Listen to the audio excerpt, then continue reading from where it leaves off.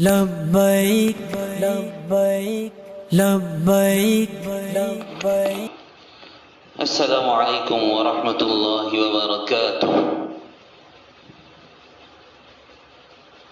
الحمد للہ رب العالمین والصلاة والسلام على سید الانبیاء والمرسلین سید الاولین والآخرین وحبیب رب العالمین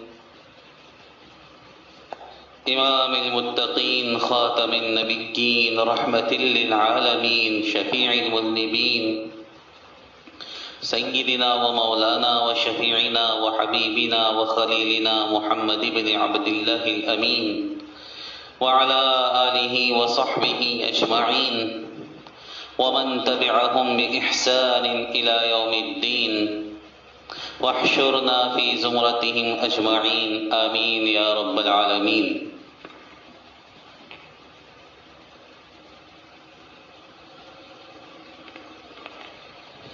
سامعین محترم، آج رمضان المبارک کی 8ویں شب ہے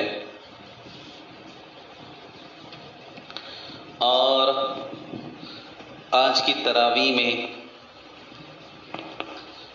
سوا پاری کی ترتیب سے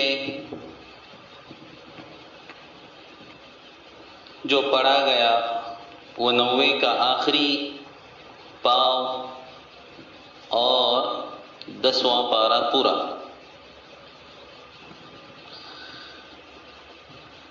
اس طرح سے ایک ثلث قرآن یعنی 1/3 تیسرا حصہ 10 پارے الحمدللہ اللہ کے فضل و کرم سے تراویح میں مکمل ہوئے ہوں گے. یہ سورہ انفال ہے جو 90 کے ثلث یعنی پونے سے شروع ہوتی ہے اور 10ویں کے پہلے ربوع تک جاتی ہے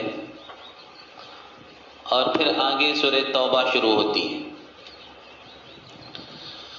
انفال کو انفال کیوں کہتے ہیں؟ سورہ انفال کو انفال کیوں کہتے ہیں؟ انفال اصل میں نفل کی جمع ہے اور یہ نفل کیا ہے؟ ایک وسیع معنی کے اعتبار سے مال غنیمت کو کہتے ہیں. مال غنیمت، غنیمت، فی، نفل، انفال جسے کہتے ہیں، یہ سب تقریباً ملتے جلتے لفظ ہیں. تھوڑا بہت فرق ان کے معنوں میں نکلتا ہے، ورنہ غنیمت اور نفل اور فی تقریباً ایک ہی ہیں. تو چونکہ مال غنیمت کا تذکرہ اور اس کی تقسیم کی ترتیب اس صورت میں مذکور ہے، اس واسطے اس صورت کا نام سورہ انفال رکھا گیا. اس صورت کے شروع میں ہی اللہ تبارک و تعالی نے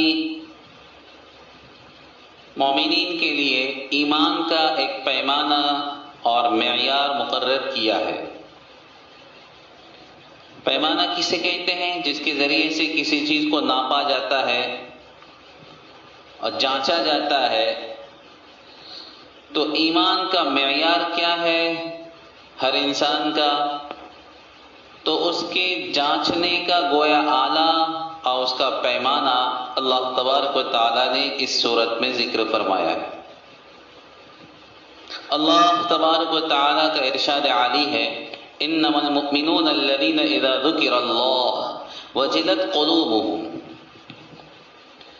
مومنین تو وہ ہیں کہ جب ان کے سامنے اللہ کا ذکر کیا جاتا ہے وجلت قلوبهم تو ان کے دل دہل جاتے ہیں، ڈر جاتے ہیں.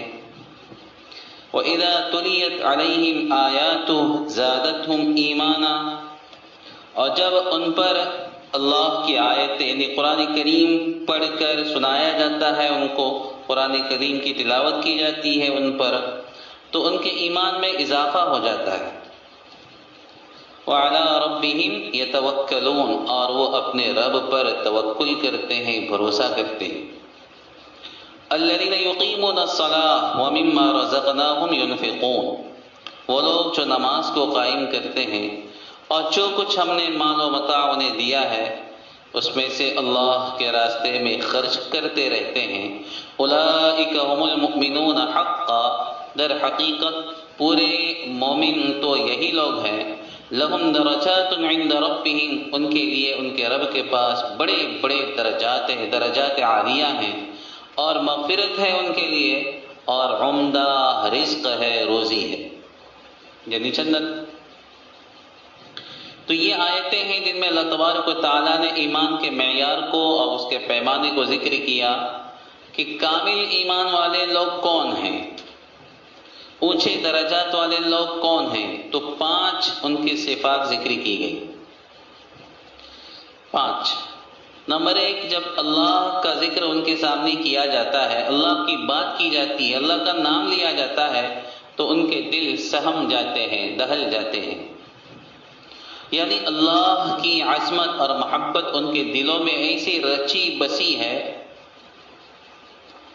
کہ اگر اللہ کی طرف سے کسی وعدے کی بات آتی ہے خوش ہو جاتے ہیں، اور محبت کا ایک تقاضا عجیب و غریب سا ان کے دلوں میں پیدا ہو جاتا ہے، اور جب وعید کی بات کی جاتی ہے تو ڈر جاتے ہیں، پتہ نہیں ہمارا حشر کیا ہوتا ہے۔ تو آپ دیکھ سکتے ہیں، خود انسان تھوڑا سا اندازہ لگا سکتا ہے کہ جب وہ اللہ کے سامنے روتا دھوتا ہے، توبہ دلہ کرتا ہے، تو دل کی ایک عجیب کیفیت ہو جاتی ہے۔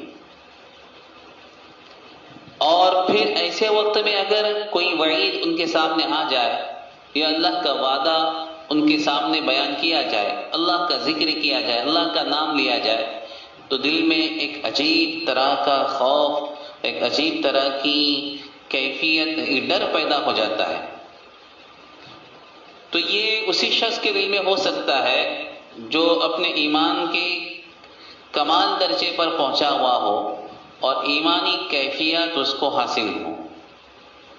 بہرحال اللہ تبارک و تعالیٰ نے فرمایا اذا ذکر اللہ، جب اللہ کا ذکر کیا جاتا ہے ان کے سامنے، اللہ کا نام لیا جاتا ہے، اللہ کی بات کی جاتی ہے، تو ان کے دل دہل جاتے ہیں، سہم جاتے ہیں۔ وَإِذَا تُلِيَتْ عَلَيْهِمْ آيَاتُهُ زَادَتْهُمْ ایمانا، اور جب اللہ کی آیتیں یعنی قرآن کی باتیں ان کے سامنے بیان کی جاتی ہیں، قرآن کی آیات تلاوت کی جاتی ہیں، تو ان کے ایمان میں اضافہ ہو جاتا ہے، یعنی ان کے ایمان کی قوت اور کیفیت اور کمیت اور نور ایمان میں ترقی ہو جاتی ہے۔ تیسری چیز بتلائی کہ وہ توکل کرتے ہیں اللہ پر، بھروسہ کرتے ہیں اللہ پر، انہیں پورا اعتماد ہوتا ہے کہ میرا سہارا تو اللہ ہے۔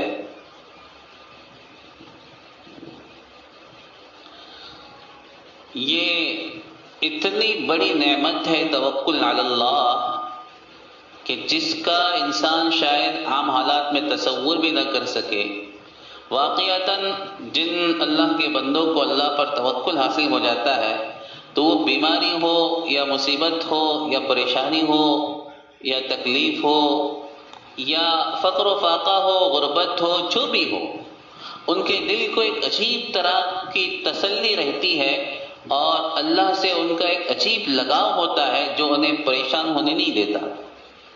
موجودہ حالات میں ہی دیکھیے نا، یہ جو وبا پھیلی ہوئی ہے، اللہ سب کی اس سے حفاظت فرمائے، لیکن انسان ایک عجیب طرح کے خوف اور گھبراہٹ میں مبتلا ہے۔ اس کے باوجود جن لوگوں کو اللہ پر پورا توکل ہے، اللہ پر پورا بھروسہ ہے، ان کے دل مطمئن ہوتے ہیں، احتیاط تو وہ پوری کرتے ہیں، لیکن دل ان کے مطمئن ہوتے ہیں کہ جو اللہ کو منظور ہوگا وہی ہوگا۔ تو وَعَلَىٰ رَبِّهِمْ يَتَوَكَّلُونَ، وہ اپنے رب پر توکل کرتے ہیں، بھروسہ کرتے ہیں۔ لیکن ایک بات دھیان میں رکھنا کہ توکل کا یہ مطلب نہیں ہے کہ انسان اسباب کو چھوڑ دے،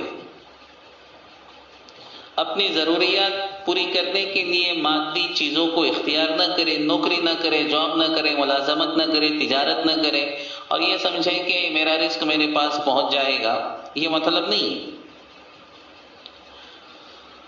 اسباب کو اختیار کرنا اور چیز ہے اور اسباب پر بھروسہ کرنا اور چیز ہے۔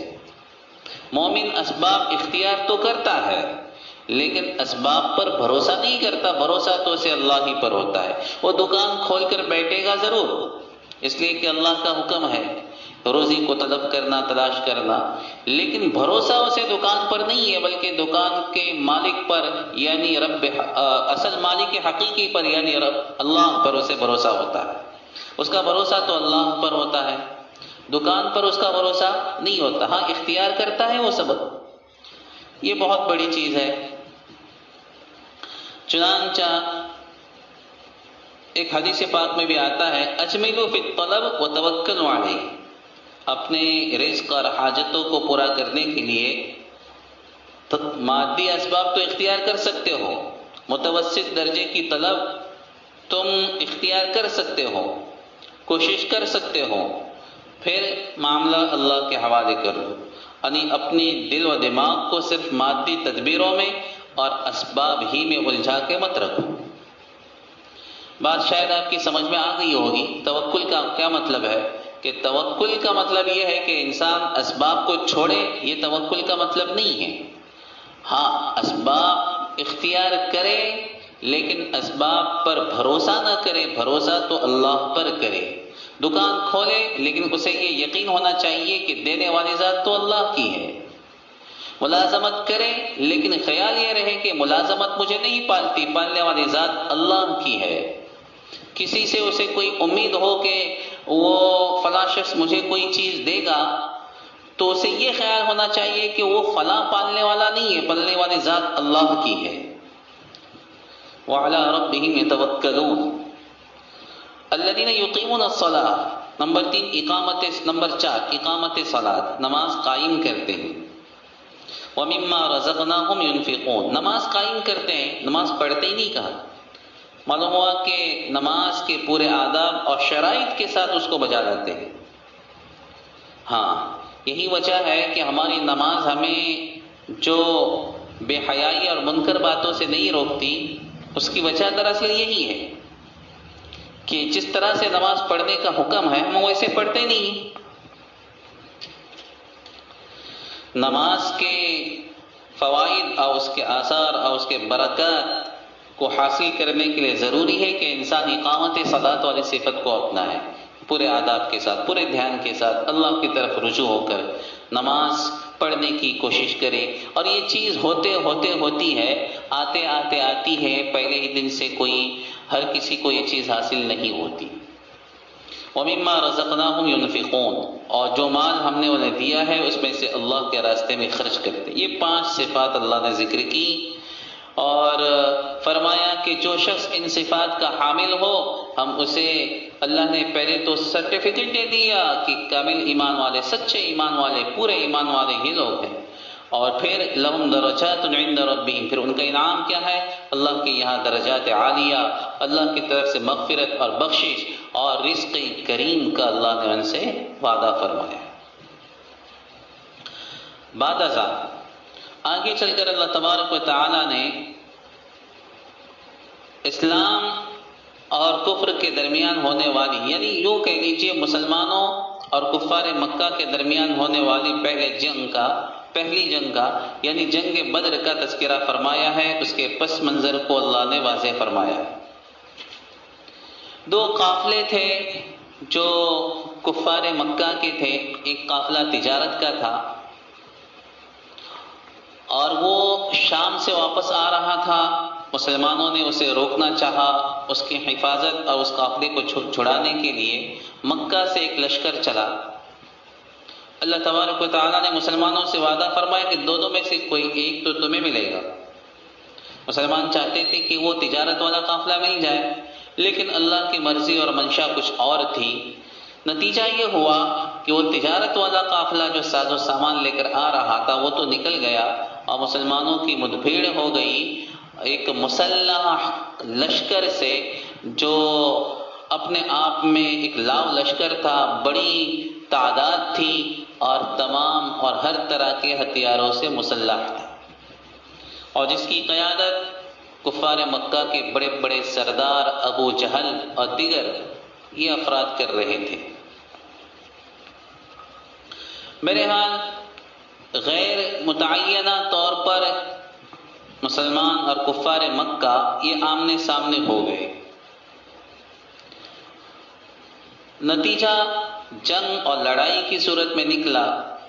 ایسے وقت میں مسلمانوں کا طرز عمل کیا تھا اور حضور پاک صلی اللہ علیہ وسلم کا انہوں نے کیسے ساتھ دیا تھا، یہ اپنے آپ میں تاریخ کے اوراق کی زینت بنا ہوا ہے، اور واقعتاً وہ الفاظ، وہ احوال اور ان کی وہ اعمال اور حضور پر اپنی جانوں کو نچھاور کرنا اور آپ کے ایک لفظ پر، ایک قول پر جم جانا اور آپ کے ارد گرد جمع ہو جانا، یہ وہ واقعات ہیں جن کو تاریخ میں آب زر سے لکھا گیا ہے۔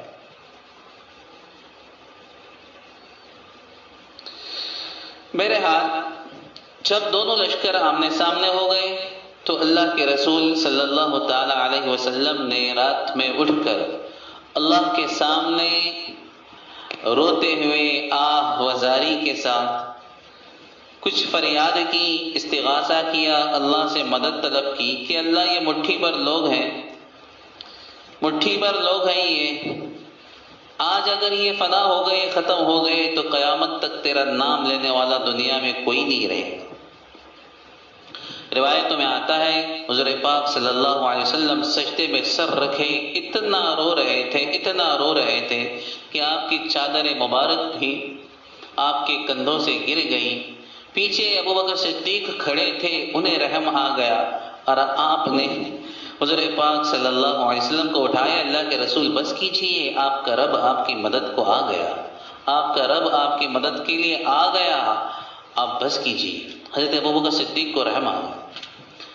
حضور پاک صلی اللہ تعالی علیہ وسلم کے رونے پر اور آپ کی آہ وزاری پر اللہ تبارک و تعالی نے اپنی طرف سے خصوصی مدد کا وعدہ فرمایا، اور چونکہ مقابلے میں کفار مکہ کا لاؤ لشکر تھا جو ہر طرح کے ہتھیاروں سے مسلح تھا، اور یہاں چند صرف 313 یا 14 یہ بے سر و سامان نہتے مسلمان تھے، لہذا تسلی کے لیے اللہ نے وعدہ فرمایا کہ انی ممدکم بألف من الملائکۃ مردفین، میں 1000 فرشتوں کے ذریعے سے تمہاری مدد کروں گا، 1000 فرشتوں کے ذریعے سے میں تمہاری مدد کروں گا، تمہاری مدد کے لیے 1000 فرشتوں کو میں اتاروں گا۔ یہاں پر تو 1000 کا وعدہ ہے، لیکن آل عمران کی ایک آیت میں، سورہ آل عمران کی ایک آیت میں 4 پارے میں اللہ تبارک و تعالیٰ نے 3000 کا تذکرہ کیا، أَلَنْ يَكْفِيَكُمْ أَنْ يُمِدَّكُمْ رَبُّكُمْ بِثَلَاثَةِ آلَافٍ مِنَ الْمَلَائِكَةِ مُنْزَلِينَ، کیا تمہارے لیے کافی نہیں ہے کہ تمہارا رب 3000 فرشتوں کے ذریعے سے تمہاری مدد کرے؟ بلکہ آگے کی چند آیتوں میں 4 پارے میں یہ بھی کہا گیا ہے کہ اگر مشرکین مکہ نے یک بارگی حملہ کر دیا تو پھر تمہارا رب تم سے وعدہ کرتا ہے یمددکم ربکم بخمسۃ آلاف من الملائکۃ مسومین، کہ 5000 فرشتے تمہاری مدد کے لیے اتارے گا، اور وہ بھی ایک خاص قسم کے لباس میں ہوں گے، نشان لگے ہوئے ہوں گے۔ یہ آیتیں ذکر کر کے اللہ فرماتے ہیں وَمَا جَعَلَهُ اللَّهُ إِلَّا بُشْرَى وَلِتَطْمَئِنَّ بِهِ قُلُوبُكُمْ وَمَا النَّصْرُ إِلَّا مِنْ عِنْدِ اللَّهِ إِنَّ اللَّهَ عَزِيزٌ حَكِيمٌ۔ یہ 1000 فرشتے ہوں یا 3000 ہوں یا 5000 کا وعدہ ہو، جو بھی ہو، یہ تو صرف تمہاری تسلی کے لیے ہے تاکہ تمہارے دلوں کو اطمینان ہو جائے، لیکن یاد رکھو حقیقی مدد تو اللہ کی مدد ہے، وَمَا النَّصْرُ إِلَّا مِنْ عِنْدِ اللَّهِ، اللہ جس کی مدد کرنے پر آئے اسے کوئی شکست نہیں دے سکتا۔ ان اللہ عزیز حکیم، ان یقیناً اللہ بڑا زبردست ہے اور بڑی حکمتوں والا ہے، بڑا حکیم ہے۔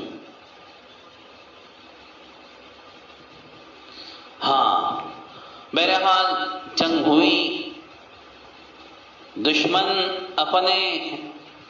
اپنی طاقت کے اور اپنے ہتھیاروں کے اور اپنی افرادی قوت کے نشے میں چور تھے، بڑے غرور میں اور گھمنڈ میں مبتلا تھے، اور یہ سمجھ رہے تھے کہ آج تو مسلمانوں کو کچل کر رکھ دیں گے، لیکن وہ یہ بھول گئے تھے کہ مسلمانوں کے ساتھ میں مسلمانوں کا اللہ ہے، اور جس کے ساتھ اللہ کی طاقت ہوتی ہے اسے کوئی شکست نہیں دے سکتا۔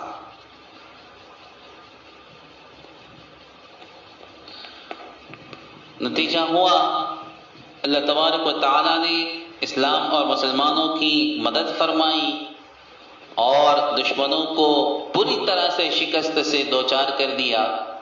ایک بڑی تعداد ان کی ماری بھی گئی اور بڑی تعداد قید ہوئی۔ یہ بدر کا پس منظر ہے۔ اسی جنگ بدر میں ایک عجیب و غریب واقعہ بھی پیش آیا، جس سے معلوم ہوتا ہے کہ شیطان انسان کو کس طرح سے دھوکہ دیتا ہے اور اس سے جھوٹے وعدے کر کے پھر اخیر میں کس طرح سے اس سے بے وفائی کرتا ہے۔ واقعہ کچھ یوں ہے کہ جب کفار مکہ سے نکلے مسلمانوں کا مقابلہ کرنے کے لیے، ایک بڑی جمعیت اور تعداد لے کر مکہ سے نکلے تھے، لیکن جب نکلے تو انہیں یہ خطرہ بھی تھا کہ ہم تو یہاں سے جا رہے ہیں مدینہ کی طرف، لیکن ہمارے قریب میں ایک قبیلہ ہے بنو بکر، یہ ہمارا دشمن ہے، ایسا نہ ہو کہ ہم تو جائیں مدینہ پر حملہ کرنے کے لیے مسلمانوں کے مقابلے پر، اور یہ دشمن قبیلہ موقع پا کر ہمارے گھروں میں گھس جائے، ہمارے عورتوں بچوں پر چھاپا مارے۔ اسی لیے کچھ پریشانی میں تھے یہ کفار مکہ کہ اچانک شیطان سراقہ ابن مالک کی صورت میں سامنے آیا۔ شیطان سراقہ ابن مالک یہ بنو بکر کا، جس قبیلے سے ان کو ڈر تھا، اسی کا ایک فرد تھا، اور بڑی اس کی اہمیت تھی، بڑا مقام تھا اس کا قبیلے کے اندر۔ تو شیطان نے سراقہ بن مالک کی صورت اپنائی اور اس طرح سے ان کے سامنے آیا کہ ایک ہاتھ میں جھنڈا اور اس کے ساتھ ایک بڑا دستہ بہادر فوج کا، اور کہنے لگا کہ تم ڈرتے کیوں ہو، خوف زدہ کیوں ہوتے ہو؟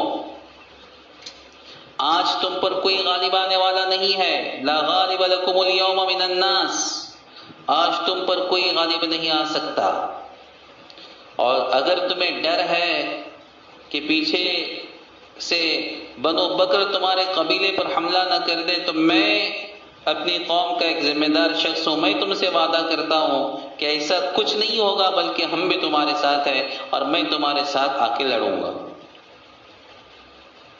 بہرحال یہ شیطان اپنے چیلوں چماٹوں کے ساتھ میں کفار مکہ کے ساتھ ہو کر مسلمانوں سے لڑنے کے لیے بدر پہنچ گیا، لیکن جب اس نے دیکھا کہ مسلمانوں کی مدد کے لیے آسمان سے فرشتے اترے ہوئے ہیں، تو وہ تو پہچانتا ہی تھا حضرت جبریل کو۔ جیسے ہی اس نے حضرت جبریل کو دیکھا تو اس کے تمبو میں گھبراہٹ ہو گئی اور اس نے وہاں سے بھاگنا شروع کر دیا۔ ایسے وقت میں اس کا ہاتھ ایک قریشی جوان حارث بن ہشام نام تھا، اس کے ہاتھ میں تھا، اس کے ہاتھ سے ہاتھ چھڑایا اور بھاگنے لگا۔ حارث نے ہاتھ پکڑ لیا، کہاں بھاگتے ہو، تم تو وعدہ کرائے تھے ہمارا ساتھ دو گے۔ تو اس کے سینے پر ایک مکہ رسید کر دیا، حارث کو گرا دیا اور وہاں سے بھاگ پڑا۔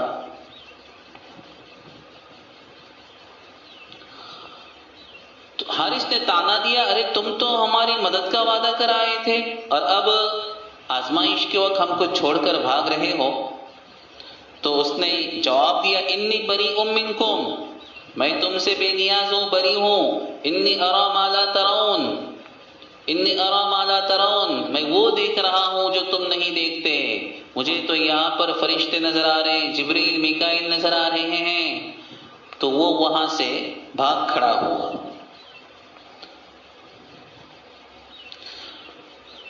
سمجھ گیا تھا کہ اب تو اپنی خیر نہیں۔ بعد میں چل کر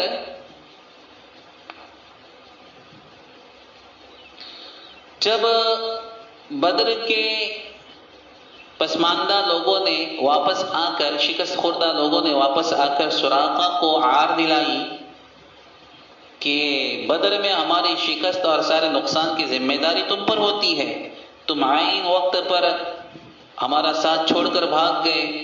تو اس نے کہا کہ نہ تو میں تمہارے ساتھ گیا تھا، نہ تمہارے ساتھ کسی کام میں شریک ہوا، اور تمہاری شکست کی خبر بھی تو مجھ کو اپنی قوم میں ملی ہے۔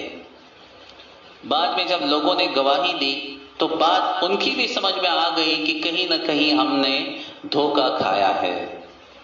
یہ حقیقت ہے کہ شیطان اس طرح سے انسان کو لالچ دلاتا ہے، فریب میں مبتلا کرتا ہے، اور پھر جب بات پڑتی ہے اور جب وقت آزمائش کا آتا ہے تو پھر وہاں سے دم دبا کر بھاگ کھڑا ہوتا ہے اور انسان کو مرنے کے لیے اور پریشان ہونے کے لیے گویا چھوڑ دیتا ہے۔ اس کا ایک مظاہرہ وہ قیامت کے دن بھی کرے گا۔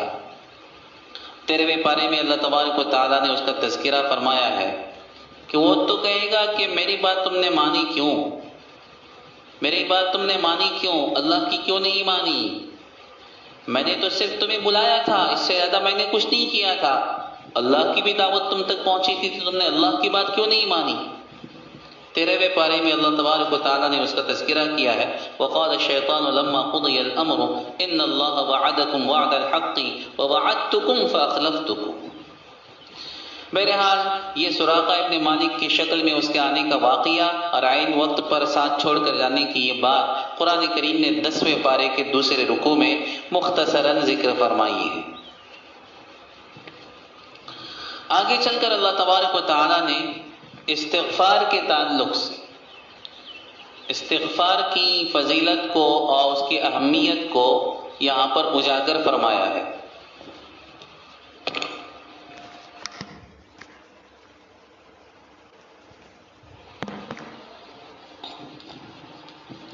استغفار کی کیا اہمیت ہے آپ کو اندازہ ہوگا قرآن کریم کی اس آیت سے۔ اللہ تبارک و تعالیٰ نے کفار مکہ کی شرارتوں کا ذکر کرنے کے بعد پھر فرمایا وَمَا كَانَ اللَّهُ لِيُعَذِّبَهُمْ وَأَنْتَ فِيهِمْ وَمَا كَانَ اللَّهُ مُعَذِّبَهُمْ وَهُمْ يَسْتَغْفِرُونَ۔ اللہ انہیں عذاب نہیں دے گا دراحالے کہ آپ ان کے درمیان موجود ہوں، یعنی آپ کی موجودگی ان پر عذاب کے آنے کے لیے روک ہے، باوجود یہ کہ وہ شرارتیں کر رہے ہیں اور فساد پھیلا رہے ہیں، اسلام اور مسلمانوں کو مٹانے کی کوشش کر رہے ہیں، رسول کو قتل کرنے کے ناپاک منصوبے کر رہے ہیں، اس کے باوجود اللہ نے انہیں جو عمومی عذاب میں مبتلا نہیں کیا، اس کی اصل وجہ یہ ہے کہ آپ ان کے درمیان موجود ہیں۔ آپ کا وجود ہی رحمت للعالمین ہے، آپ عالم کے لیے رحمت ہے آپ کا وجود، لہذا آپ کے موجود ہوتے ہوئے اللہ انہیں عذاب نہیں دے گا۔ وما كان اللہ معذبهم وهم يستغفرون۔ اور دوسری بات اللہ نے ذکر کی، جب وہ استغفار کرتے ہیں اور استغفار کرتے ہوں تو پھر اللہ انہیں عذاب نہیں دے گا۔ یہ کفار مکہ اپنے اعتبار سے اپنے کفر کے باوجود بھی اپنے طور پر اپنے اعتبار سے استغفار کیا کرتے تھے، غفرانک غفرانک، طواف کے درمیان کہا کرتے تھے کہ اللہ معاف فرما معاف فرما، غفرانک غفرانک۔ تو اگرچہ ان کا استغفار قیامت کے اعتبار سے اخروی اعتبار سے تو معتبر نہیں ہے، لیکن دنیاوی فوائد تو بہرحال ان کو بھی حاصل ہوں گے۔ اور ایک فائدہ ان کو یہ حاصل ہوا کہ استغفار کے ہوتے ہوئے اللہ نے ان پر عمومی عذاب نہیں بھیجا. اور یہ مسلمانوں کے لیے بھی ہے. غور کرنے کی بات یہ ہے کہ اللہ تبارک و تعالیٰ نے استغفار کی اہمیت کو کیسے بیان کیا. استغفار کو نبی کا نائب بنا دیا، نبوت کا گویا نائب بنا دیا. یعنی جب تک نبی موجود ہے عذاب نہیں آئے گا، اور نبی کے جانے کے بعد استغفار موجود ہے عذاب نہیں آئے گا. سوچئے تو صحیح کہ استغفار کا مقام کیا ہے. استغفار کا اللہ سے معافی طلب کرنا، استغفار کا مطلب اللہ سے مغفرت مانگنا، معافی مانگنا اپنے گناہوں کی. کتنا اہم یہ مسئلہ ہے اور کتنی اہم چیز ہے کہ اللہ فرماتے ہیں جب تمہارے درمیان استغفار ہوگا تم پر عمومی عذاب نہیں آئے. ایک دو نہیں دسیوں آیتیں اور روایتیں ہیں جو استغفار کی اہمیت اور فضیلت پر دلالت کرتی ہیں. اللہ فرماتے ہیں کہیں پر وَاسْتَغْفِرْ لِذَنبِكَ وَلِلْمُؤْمِنِينَ وَالْمُؤْمِنَاتِ وَاسْتَغْفِرِ اللَّهَ إِنَّ اللَّهَ كَانَ غَفُورًا رَحِيمًا. کہیں فرمایا فَسَبِّحْ بِحَمْدِ رَبِّكَ وَاسْتَغْفِرْ إِنَّهُ كَانَ تَوَّابًا. کہیں فرمایا وَالْمُسْتَغْفِرِينَ بِالْأَسْحَارِ. متقی لوگوں کی صفات میں کہا کہ سحر کے وقت، تہجد کے وقت رو رو کے اللہ سے معافی مانگتے ہیں. کہیں کہا كَانُوا قَلِيلًا مِنَ اللَّيْلِ مَا يَهْجَعُونَ وَبِالْأَسْحَارِ هُمْ يَسْتَغْفِرُونَ. اور سحر کے وقت، تہجد کے وقت یہ اللہ سے رو رو کر استغفار کرتے ہیں. کہیں پر کہا وَمَا كَانَ اللَّهُ لِيُعَذِّبَهُمْ وَأَنْتَ فِيهِمْ وَمَا كَانَ اللَّهُ مُعَذِّبَهُمْ وَهُمْ يَسْتَغْفِرُونَ. کہیں کہا وَالَّذِينَ إِذَا فَعَلُوا فَاحِشَةً أَوْ ظَلَمُوا أَنفُسَهُمْ ذَكَرُوا اللَّهَ فَاسْتَغْفَرُوا لِذُنُوبِهِمْ. کئی آیتیں. اور جہاں تک بات ہے روایتوں کی، حضور پاک صلی اللہ تعالی علیہ وسلم سے کئی روایتیں مروی ہیں. ایک روایت میں آتا ہے حضور فرماتے ہیں میں دن میں 100 مرتبہ اللہ سے استغفار کرتا ہوں.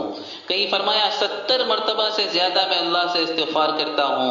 ایک روایت میں آتا ہے کہ جو شخص استغفار کو لازم کرتا ہے، استغفار کو لازم پکڑ لیتا ہے، یعنی کثرت سے استغفار کرتا ہے، اللہ اس کے لیے ہر تنگی سے نجات کا ذریعہ بنا دیتا ہے. جب بھی اس پر کوئی مصیبت آتی ہے اللہ اس کے لیے راستہ کھول دیتا ہے. وَمِن كُلِّ هَمٍّ فَرَجًا. اور فرمایا کہ ہر غم سے اس کو چھٹکارا دے دیتا ہے. وَرَزَقَهُ مِنْ حَيْثُ لَا يَحْتَسِبُ. اور اسے ایسی جگہ سے رزق دیتا ہے جہاں سے ملنے کا اسے گمان بھی نہیں ہو، اسے خبر بھی نہیں ہوتی، اس کے تصور بھی نہیں ہوتا کہ یہاں سے مجھے رزق ملے گا، لیکن اللہ ایسی جگہ سے اسے رزق عطا فرماتا ہے.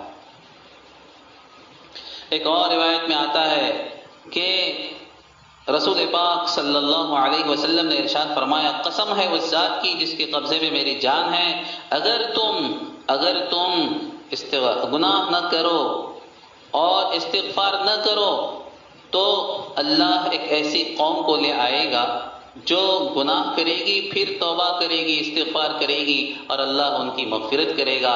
یعنی اللہ کو یہ پسند ہے کہ اپنے بندوں کو معاف کرے، ان کی مغفرت کرے، ہاں بشرطے کہ کوئی مغفرت چاہنے والا بھی ہو. ایک اور روایت میں آتا ہے، سنیے، حضور پاک صلی اللہ علیہ وسلم نے ارشاد فرمایا جو شخص یہ کلمہ پڑھتا ہے، یہ جملے کہتا ہے، یہ استغفار پڑھتا ہے استغفر اللہ الذی لا الہ الا هو الحی القیوم واتوب الیہ، استغفر اللہ الذی لا الہ الا هو الحی القیوم واتوب الیہ، تو اس کے سارے گناہ معاف کر دیے جاتے ہیں اگرچہ میدان جنگ سے بھاگ گیا ہو. یعنی کبیرہ گناہ، اس کے باوجود فرمایا جو شخص دل سے یہ کلمہ پڑھتا ہے اس کے گناہ معاف کر دیے جاتے ہیں. ایک روایت میں آتا ہے کہ سمندر کی جھاگ کے برابر گناہ ہو تب بھی معاف کر دیے جائیں، یہ استغفار 3 مرتبہ پڑھنے سے. آپ کو سید الاستغفار تو یاد ہی ہوگا نا، استغفار کا سردار، سب سے بڑا استغفار. میں ابھی پڑھ کر سناتا ہوں آپ کو اس کی فضیلت کیا ہے. انسان اگر صبح میں پڑھے اور شام تک اس کا انتقال ہو جائے سیدھا جنت میں چلے جائے. شام میں پڑھے صبح سے پہلے انتقال ہو جائے سیدھا جنت میں چلے جائے گا. گویا کہ جنت کا ٹکٹ ہے یہ سید الاستغفار. اور ٹکٹ بھی کیسا؟ یقینی اور کنفرم ٹکٹ جس کے اندر کوئی شک اور شبہ نہیں. اس لیے کہ روایت بخاری شریف کی فرمان ہے رسول اللہ کا، میری اور آپ کی بات تو غلط ہو سکتی ہے لیکن اللہ کی اور اس کے رسول کی بات غلط نہیں ہو سکتی۔ فرمایا رسول پاک صلی اللہ علیہ وسلم نے، جو شخص یوں کہے اللہم انت ربی لا الہ الا انت خلقتنی وانا عبدک وانا علی عہدک ووعدک ما استطعت اعوذ بک من شر ما صنعت ابوء لک بنعمتک علی وابوء بذنبی فاغفر لی فانہ لا یغفر الذنوب الا انت، جس نے پورے یقین کے ساتھ دن میں کہا اسی دن انتقال ہوا شام سے پہلے تو وہ جنتی ہے، اور فرمایا ومن قالها من اللیل، جس نے رات میں کہا پورے یقین کے ساتھ اور صبح سے پہلے انتقال ہو گیا فهو من اہل الجنہ، جنتی۔ رواہ البخاری۔ ایک مرتبہ یاد کرنا ہے، ایک مرتبہ آپ اس کو لکھ لیجئے، یا آپ کو تو انٹرنیٹ پہ بھی مل جائے گا، چند دنوں تک آپ دیکھ کے پڑھیے، چند دنوں کے بعد آپ کو یاد ہو جائے گا۔ لیکن کتنی عظیم دولت ہے یہ، کتنی عظیم دولت ہے یہ۔ ایک واقعہ سنا کر آپ کو بات ختم کر دیتا ہوں، استغفار کی فضیلت پر۔ استغفار کی فضیلت پر امام احمد بن حنبل کا واقعہ ہے۔ اس سے پہلے بھی میں نے اس کو مختلف مواقع پر ذکر کیا ہے۔ امام احمد بن حنبل رحمۃ اللہ علیہ کا واقعہ ہے۔ ایک مرتبہ آپ کہیں سفر پر جا رہے تھے، راستہ بھٹک گئے اور تنہا رہ گئے، کسی نے غالباً آپ کو لوٹ بھی لیا، اور کسی طرح سے قسم پرسی کی حالت میں یہ پراگندہ حال، پراگندہ بال کسی ایک بستی میں پہنچ گئے، بچتے بچاتے پہنچ گئے، کسی طرح سے راستہ بھٹک گئے تھے، سامان پاس نہیں تھا، بھوک سے حال خراب تھا، کپڑے بھی گندے ہو چکے تھے۔ اب پہنچے کسی جگہ پر، کسی بستی میں، طبیعت غیور تھی، مانگنے کا سوال نہیں پیدا ہوتا تھا، تو سوچا کہ رات ہو گئی ہے، کم سے کم مسجد میں تو میں قیام کر ہی سکتا ہوں۔ مسجد میں پہنچے، جب مسجد ہو گئی تو لوگ نکل گئے، مسجد کا جو نگران تھا اس نے دروازے بند کرنا چاہے، دیکھا کہ کوئی اجنبی مسافر ہے، کہا کہ کون ہو، کہاں سے آئے ہو؟ تو بولے اجنبی مسافر ہوں، رات گزارنا چاہتا ہوں۔ تو کوئی ایک سرائے ہے، یہ کوئی ہوٹل ہے، رکنے کی جگہ ہے، چلو نکلو یہاں سے۔ نکال دیا اس نے۔ تو آپ نے سوچا کہ باہر صحت کے اندر آ کے سوتا ہوں، تھوڑی دیر کے بعد وہاں پہنچ گیا اور کہنے لگے یہ کیا، یہ مسجد ہے، یہ سونے کی جگہ نہیں، وہاں سے بھی نکال دیا۔ باہر نکلے تو زبردست بارش ہو رہی تھی، اب جائے تو کہاں جائیں، نکلے وہاں سے بارش میں بھیگتے بھیگتے بھیگتے بھیگتے کہیں نکل رہے ہیں، چل رہے ہیں آہستہ آہستہ۔ اچانک دیکھا ایک چھپر ہے، ایک چھت ہے، باہر کی طرف اس کا کچھ حصہ نکلا ہوا ہے، تو آپ وہاں پر جا کر، بارش میں بھیگے ہوئے تو تھے ہی، جا کر کھڑے ہو گئے، سردی سے کانپ رہے تھے۔ اندر سے ایک آدمی آیا، کہا کہ کون ہو؟ کہا کہ اجنبی مسافر ہوں، رہنے کا کوئی مقام نہیں ہے، ٹھکانہ نہیں ہے۔ کہا کہ ٹھیک ہے آ جاؤ، میرے گھر میں قیام کرو۔ وہ خباز تھا، خباز کا مطلب روٹی بنانے والا، نان بائی۔ تو بہرحال اس نے آپ کو ٹھہرایا، نہانے دھونے کا انتظام کیا، کھانے کا انتظام کیا، اور پھر کہا کہ یہ ایک چارپائی ہے، اس پر آپ سو جاؤ، میں نیچے سو جاؤں گا۔ بہرحال امام احمد بن حنبل وہاں لیٹ گئے، سو گئے۔ پوری رات آپ سو رہے، آپ وہاں پر لیٹے رہے، آپ دیکھتے رہے کہ وہ نان بائی جب بھی رات میں اٹھتا بس اس کی زبان پر ایک ہی جملہ ہوتا تھا، استغفر اللہ استغفر اللہ استغفر اللہ۔ کروٹ بدلو تو استغفر اللہ، بائیں کروٹ ہو تو استغفر اللہ، سیدھی کروٹ ہو تو استغفر اللہ، کثرت سے استغفار پڑھ رہا تھا۔ صبح ہو گئی، آپ نے پوچھا بھائی کیا بات ہے؟ جانے کا جب وقت آیا تو پوچھا کیا بات ہے، تم بہت کثرت سے استغفار کرتے ہو؟ بولے ہاں مجھے عادت ہے کہ میں بہت کثرت سے استغفار کرتا ہوں، اور جب روٹی بھونتا ہوں اپنی تب بھی میں استغفار کرتے رہتا ہوں، اور کھانا جب بناتا ہوں تب بھی استغفار کرتے رہتا ہوں، ہر وقت میرا استغفار چلتا رہتا ہے۔ اس کا فائدہ؟ بولے بڑا فائدہ میں نے دیکھا ہے۔ بولے اس استغفار کی برکت یہ ہے کہ آج تک میری کوئی دعا اللہ نے رد نہیں کی، میری ہر دعا اللہ قبول فرماتا ہے، میری ہر دعا قبول ہوتی ہے۔ ہاں لیکن ایک دعا ہے جو میری قبول نہیں ہوئی ہے۔ بولے وہ کون سی دعا ہے؟ بولے میں کئی سالوں سے اللہ سے دعا کر رہا ہوں۔ بغداد میں ایک بہت بڑے امام رہتے ہیں، امام احمد بن حنبل، بہت بڑے اللہ والے ہیں، اور بہت بڑے محدث ہیں، بہت بڑے فقیہ ہیں. میری یہ تمنا ہے کہ میں ان سے ملاقات کروں، لیکن جانے کا کوئی انتظام ہوتا نہیں اور میں وہاں جا نہیں سکتا. لیکن میری خواہش ہے کہ میں ان کا دیدار کروں، ان کی ملاقات کروں. بس یہ ایک دعا ہے جو آج تک قبول نہیں ہوئی. امام احمد بن حنبل نے سنا تو سیدھا جا کے اس سے لپٹ گئے، کہا کہ او اللہ کے بندے، او اللہ کے بندے، میں تیری دعا کی قبولیت کے لیے در در کی ٹھوکریں کھا رہا ہوں، اور اللہ نے تیری دعا قبول کروانے کے لیے مجھے راستہ بھلا کر اور یہاں بارش پہ بھگا کر اور در در کی ٹھوکریں کھلا کر تیرے پاس بھیج دیا ہے. جس شخص سے ملنے کی جو تمنا کر رہا ہے میں وہی احمد بن حنبل ہوں، لے ملاقات کر لے، آج تیری دعا یہ بھی پوری ہو. اللہ اکبر، اللہ اکبر. بات سوچنے کی ہے کہ اللہ نے اس کی دعا کو قبول کرنے کے لیے کیا نظام چلایا. امام احمد بن حنبل کو راستہ بھٹکایا اور لٹتے بیچارے جیسے پراگندہ حال میں بچتے بچاتے مسجد پہنچے، ایک بستی میں پہنچے، پھر وہاں سے مسجد سے نکال دیے گئے دھکے دے کر، اور پھر بارش میں بھیگتے رہے، اور پھر اس طرح سے ان ساری تکلیفوں کے ساتھ میں اللہ نے آخر امام احمد کو اسی نان بھائی کے گھر پر پہنچا دیا جو کئی سالوں سے دعا کر رہا تھا کہ اللہ امام احمد سے میری ملاقات کرا دی. اس سب برکت ہے کس کی؟ استغفار کی. اس لیے آج سے ہم عزم کر لیں کہ رمضان کے ان مبارک ساعتوں میں کم سے کم 1000 مرتبہ استغفار کریں گے، اور روزانہ کی بنیاد پر بھی انشاءاللہ 300 مرتبہ یا اس سے زیادہ استغفار کریں گے سب انشاءاللہ. اللہ عمل کی توفیق عطا فرمائے. وآخر دعوانا الحمدللہ رب العالمین.